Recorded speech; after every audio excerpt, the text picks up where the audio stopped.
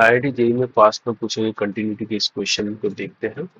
इसमें क्या दिया गया है, if the function f defined as function x equal to 1/x minus के माइनस 1 e की power 2x minus 1 where x does not equal to 0 is continuous at x equal to 0।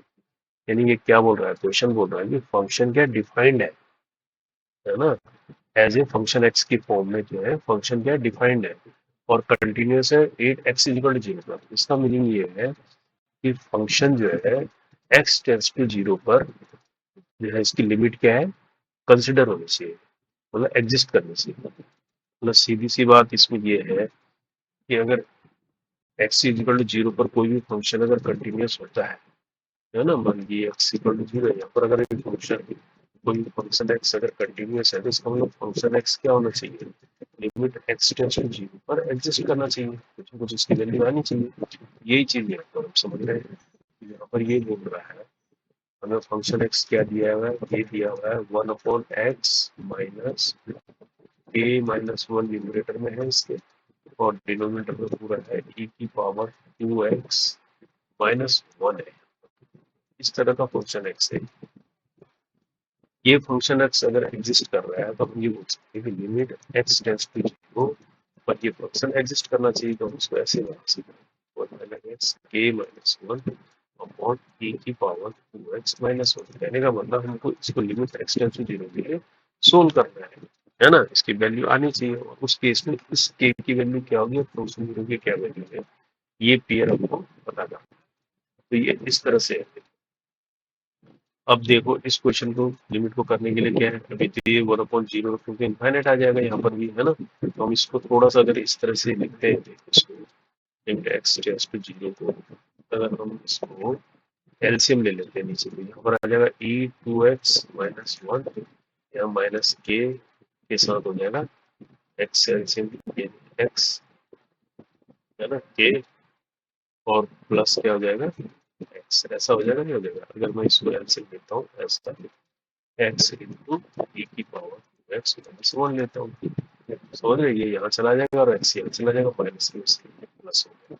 अब इसमें अगर लिमिट को रखते हैं 0 को, तो यहाँ e की पावर 0 1 हो जाएगा, 1 माइनस 1 0 हो जाएगा, है ना। यहाँ पर भी ये 0 बन जाएगा, है ना, ये वाला पोर्शन 0 बन जाएगा। तो यहाँ क्या हो जाएगा 1, यहाँ से 1 माइनस 1 0, ये भी 0 ये भी 0, ऊपर क्या आ गया 0 आ गया, ऊपर नीचे भी 0। तो किस तरह की फॉर्म आ गई, 0/0 फॉर्म आ गई। हम एल हॉस्पिटल रूल से इसको सोल्व किया जा सकता है ना। इसका मतलब ऊपर नीचे दोनों का क्या करते हैं, डिफरेंशिएशन कर देते हैं, एल हॉस्पिटल रूल लगा देते हैं। तो हमारा क्या बन जाएगा, लिमिट x टेंड्स टू 0, ऊपर एल हॉस्पिटल रूल लगाते हैं तो ऊपर डिफरेंशिएट करेंगे तो 2 इंटू e की पावर 2x आएगा पहले वाले का, इसका 0 यहाँ पर क्या आएगा माइनस a आएगा, यहाँ प्लस 1 आ जाएगा, ठीक है। और नीचे क्या है, दो अलग अलग फंक्शन है, एक बार x इसका डी बाई डी एक्स और इसका करेंगे तो इसका क्या आएगा e की पावर 2x, 2 आ जाएगा और 1 का 0 हो जाएगा। इसके बाद क्या आ जाएगा नेक्स्ट में e2x माइनस 1 अलग रहेगा और x का क्या होता है 1, समझ रहे हो, इस केस में ऐसा आ जाएगा। अब देखो, अब इस केस में अगर x की लिमिट लगाते हैं तो यहाँ क्या आ जाता है, ऊपर लिमिट रखने पर ये आ जाता है और यहाँ आ जाएगा माइनस के, यहाँ आ जाएगा प्लस 1 और नीचे क्या आता है देखो, नीचे इस वाले केस में तो 0 हो गया, 0 प्लस e की पावर 0 1, 1 माइनस 1 ऐसा हो जाता है। यानी कहने का मतलब 2 माइनस a प्लस 1 और 0 हो रहा है नीचे, है ना। लेकिन हम कह रहे हैं लिमिट एग्जिस्ट करनी चाहिए, लिमिट एग्जिस्ट कब करेगी, जब ये 0/0 होगा, है ना, तभी इसके लिए वैलिड होगा। तो कहने का मतलब यहाँ से ये हमें k की वैल्यू निकाली तो k कैसा होना चाहिए, यानी यहाँ से ये पता लगता है कि 2 माइनस k प्लस 1 कितना होना चाहिए, 0 होना चाहिए।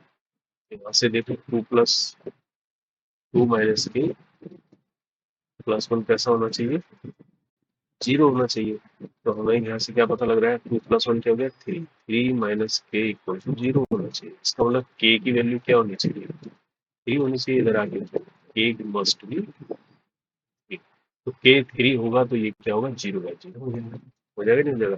इसका मतलब k की वैल्यू तो निकल गई। अगर हमने k की वैल्यू अगर रख दी तो उस केस में देखो फिर एल हॉस्पिटल लगा के फंक्शन निकालते हैं, है ना। अब क्या हो गया, अब यहाँ पर वापस आ जाओ, है ना। अब लिमिट x टेंड्स टू 0 में a की जगह क्या पुट करेंगे, k इक्वल टू 3, तो यहाँ पर क्या बन जाएगा 2 e की पावर 2x माइनस 3 प्लस 1, नीचे रहेगा ऐसे, है ना। ये 2x है, 2x e की power 2x plus 2x minus, ऐसा हुआ है, ठीक है 3 रख देगा, ठीक है। अब देख लो इसको, अब इस केस में क्या आ गया, ये 0/0 फॉर्म आ गई, आ गई नहीं आ गई। तो अब इसको करने के लिए क्या कर सकते हैं, अब इसको एल हॉस्पिटल भी लगाया जा सकता है आराम से। दोबारा से एल हॉस्पिटल रूल लगाएंगे तो अब क्या मिलेगा हमारे पास, है ना, LH2 लगाएंगे, लिमिट x टेंड्स टू 0 में पर क्या होगा, डिफरेंशिएशन होगा, तो ये देगा 4a की पावर 2x, तो ये हो जाएगा। और नीचे क्या है, नीचे दो फंक्शन है ना, पहले इसको करेंगे, 2x को एक साथ लेंगे, 2x e की पावर 2x का क्या होगा, 3 इंटू 2 इंटू पावर 2x, फिर प्लस a की पावर 2x अकेला रहेगा, इसका क्या आ जाएगा 2, और यहाँ पर क्या आ जाएगा, यहाँ पर 2x आ जाएगा, ऐसा आ जाएगा ना। ये समझ रहे हो आप, तो यहाँ पर आ जाएगा 4e की पावर, अब लिमिट चलेगी x टू 0, 4e की पावर 2x, और नीचे क्या रहा 4x e की पावर 2x प्लस नीचे क्या हो गया 4e की पावर, ऐसा आ गया। अब लिमिट रखते हैं, देखो अब लिमिट 0 रखिए तो ऊपर क्या आ गया 4, नीचे क्या आ गया 0, इस बार लिमिट हो, तो यहाँ पर क्या आ जाएगा 4 इंटू की पावर 0 1 4, क्या आ गया 4/4, यानी 1 आ गया, है ना। तो कहने का मतलब फंक्शन 0 क्या आ गया, 1 आ गया, समझ गए, क्योंकि लिमिट को वैलिड कर दिया एक्स इक्वल टू 0, तो चेक करना था, समझ रहे, तो इसकी कंटिन्यूटी एक्स, तो कहने का मतलब इसका पेयर की फॉर्म में इसका आंसर क्या आ गया 3, और इसका आंसर आ गया। तो ऐसे समझेंगे इस क्वेश्चन को कि फंक्शन जो है डिफाइंड है, ठीक है।